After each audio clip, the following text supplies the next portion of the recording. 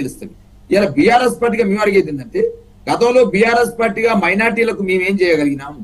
మైనార్టీలకు సంబంధించి షాదీ ముబారక్ కావచ్చు, మైనార్టీలకు రంజాన్ సందర్భంలో తోఫా విషయంలో కావచ్చు, అదేవిధంగా మైనార్టీలకు సంబంధించి మంత్రిత్వ శాఖ మహమూద్ అలీ గారిని హోంశాఖ మంత్రిగా చేసిన సందర్భంలో కావచ్చు, మైనార్టీలకు సంబంధించి రెసిడెన్షియల్ స్కూల్ ఏర్పాటు విషయంలో కావచ్చు, మైనార్టీలకు సంబంధించి ఏదైతే డెవలప్మెంట్ కోసం ఆ రోజు ఎంఐఎం కావచ్చు, మిగతా సందర్భాలు మాతో డిస్కస్ చేసినప్పుడు వారి యొక్క అభివృద్ధి కోసం మేము చేసినటువంటి కార్యక్రమాలు కావచ్చు, ఇవన్నీ మైనార్టీలకు వివరిస్తూ ఇవాళ పెద్ద ఎత్తున మేము ప్రజల్లోకి వెళ్తా ఉన్నాం. కానీ కాంగ్రెస్ పార్టీ ఇవాళ ఏదైతే ఈ అంశాన్ని తెరలేపింది ఎవరు? కాంగ్రెస్ పార్టీ కాదా? ఇవాళ ఓటు చోరీ గురించి మానవతరాయ్ గారు మాట్లాడుతూ ఉన్నారు. దేశవ్యాప్తంగా మీ నాయకుడు రాహుల్ గాంధీ గారు మాట్లాడుతూ ఉన్నారు కదా, రాజ్యాంగాన్ని చేతులు పట్టుకొని ఇలా ఓటు చోరీ జరిగింది, బీహార్ లో 63 లక్షల ఓట్ల పైచలకు తీసేసారని మీరే మాట్లాడుతున్నారు కదా. మరి ఈ విధంగా దేశవ్యాప్తంగానే మీరు ఓటు చోరీ గురించి మాట్లాడతారు. జూబ్లీ హిల్స్ లో సుమారు 23 నుంచి 25,000 ఓట్లు కొత్తగా చేర్చిర్రు. ఎట్లా చేర్చిన అంశం మీద బీఆర్ఎస్ పార్టీ మేము లేవనెత్తినాం. ఆ లేవనెత్తిన అంశాలు ఒకవేళ తప్పైనట్టయితే ఒప్పైనట్టయితే చీఫ్ ఎలక్టరల్ ఆఫీసర్ చూస్తాడు. ఎందుకు కొన్ని చోట్ల 23 ఓట్లు 33 ఓట్లు 43 ఓట్లు ఎందుకు నమోదైనవి? ఒకే అడ్రస్ మీద ఎందుకున్నవి? ఒకే ఎపిక్ నెంబర్ మీద 2-3 బాలరాజు గారు చాలా ప్రశ్నలు వేశారు. మరి మానవతారాయ్ గారు సమాధానం చెప్పాలి వాటన్నిటికీ. ఇప్పుడు మీరు 5-6 ప్రశ్నలు ఒకేసారి వేశారు. ఆ లోపల బండారు రామ్మోహన్ రావు గారి దగ్గరికి ఒక్కసారి వెళ్ళి అప్పుడు మానవతారాయ్ గారి దగ్గరికి వెళ్దామండి. రామ్మోహన్ రావు గారు, 3 పార్టీల వర్షన్ విన్నారు మీరు. యాజ్ అన్ అనలిస్ట్, ఇవాళ రోజున అజహరుద్దీన్ మంత్రిగా ప్రమాణ స్వీకారం చేయడంపై మీ నిష్పక్ష అభిప్రాయం ఏంటి? అంతవరకు పరిమితం అవుతాను ప్రసాద్ గారు, శివరాం ప్రసాద్ గారు, మీకు అట్లాగే బాలరాజు గారికి, మానవతరాయ్ గారికి, అట్లాగే క్రాంతి గారికి నమస్కారం. మన మహానిష్పేక్షకులకు కూడా. ఈ అజరుద్దీన్ మంత్రి పదవి తీసుకోవడానికి అనుమతి ఎట్లా వచ్చింది? నేను నిన్న నుంచి కూడా మానవతరాయ్ గారు కూడా వేరే చర్చలో ఉండేవారు. కాబట్టి సమయం కాదు, సందర్భం అంతకంటే కాదు. వాళ్ళకి కావచ్చు, ఎందుకంటే ఎన్నికలు ఉన్నాయి కనుక ఈ 10 రోజులు, సరిగ్గా 10 రోజుల తర్వాత ఎన్నికలు జరుగుతున్నాయి. ఇది 2 కామంటున్నాను. రెండోది ఏంటంటే, అజరుద్దీన్ రాజకీయ భవిష్యత్తుకు సమాధి అంటున్నాయి.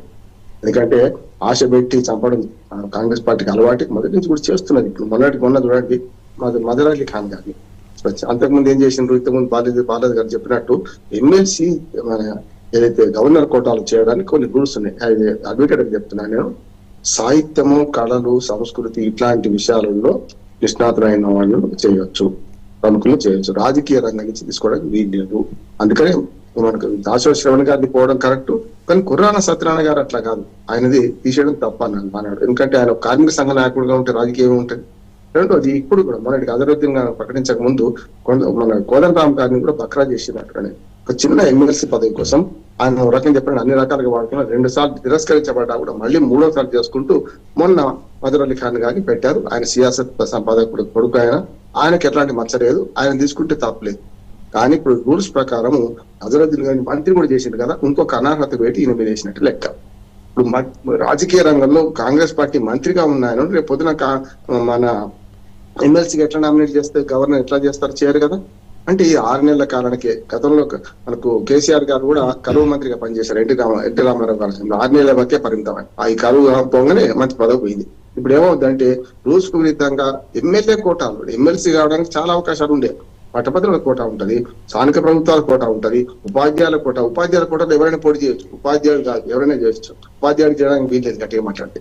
కనుక ఈ 4 కోటాలలో నామినేట్ చేయడానికి కొన్ని రూల్స్ ఉన్నాయి. అందులో చివరి వాక్యం చెప్తాను, నేను చదివి ఇప్పుడే చదివి చెప్తున్నాను. దాంట్లో ఏముందంటే, రాజకీయ రంగం నుంచి బ్యాక్ డోర్ ఎంట్రీగా కావద్దు అని హెచ్చరిక కూడా ఉంది. గవర్నర్ కోటాలో రాజకీయ రంగం నుంచి వచ్చిన వాడికి బ్యాక్ డోర్ ఎంట్రీ కావద్దు అని ఉంది.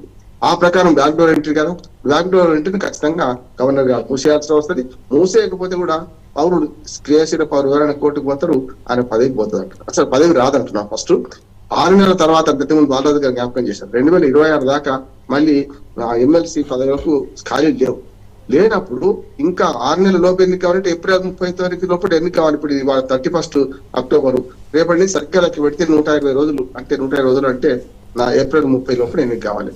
కాకపోతే ఏమవుతుంది, ఆటోమేటిక్ గా మంత్రి పదవి నుంచి రాజీనామా చేయాల్సి వస్తుంది. మళ్ళీ 4 రోజులకు 3 రోజులకు మళ్ళీ తీసుకోవచ్చు, మళ్ళీ 6 నెలల టైం పడతాయి.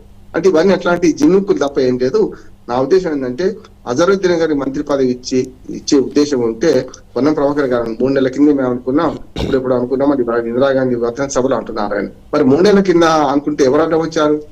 ఏ శక్తులు అడ్డం వచ్చినాయి మీకు ఇవ్వడానికి? అందుకని అజరుద్దీన్ గారు ఇప్పుడు ఎన్నికల్లో ప్రచారం చేయడానికి వెనక ముందు ఆడుతున్నారు. కొంచెం అసంతృప్తి ఉంది కనుక అసంతృప్తి చల్లార్చాలంటే ఏదో రకంగా 6 నెలలకైనా మంత్రి చేద్దామనే ఒక ఉద్దేశంతో చేశారని ఒక మాట వస్తున్నది. ఎంతవరకు నిజం అనేది కాంగ్రెస్ పార్టీ వర్గాలు చెప్పాలి. ఇక ఎన్నికల ప్రచారం విషయానికి వస్తే ఇది ఎన్నికల సభ కాదు కానీ ప్రచారం కాదు కానీ నేను మాట అంటున్నాను. ఇవాళ 3 పార్టీలకు సవాల్ అంటున్నాను. అది ఎప్పుడు కూడా ప్రసాద్ గారు ఏ ఎన్నిక ఇంకో ఎన్నికకు పోలిక ఉండదు. ఎప్పుడు ఏ ఎన్నిక ఆ ఎన్నికనే. సానుభూతి పనిచేస్తుందంటే సానుభూతి పనిచేసే సందర్భాలు చాలా ఉన్నాయి. సానుభూతి పనిచేయాలనుకుంటే చాలా సందర్భాలు ఇంతకుముందు చెప్పారు కదా, మానవతి గారు క్లియర్ చెప్పారు. అన్ని రకాలుగా సానుభూతి అన్ని చోట్ల పనిచేయదు, పనిచేయాలని కూడా ఏం లేదు.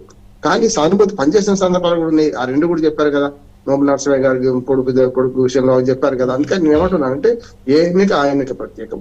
రెండవది ఇప్పుడు 3 పార్టీలకు చావోరు ఏమంటున్నాను ఇప్పుడు ఉన్న పరిస్థితి. ఎందుకంటే ఆపత్ బంధు పథకం కానీ ఆపద మొక్కులు కానీ ఎప్పుడు పనిచేయవు కూడా ప్రసాద్ గారు.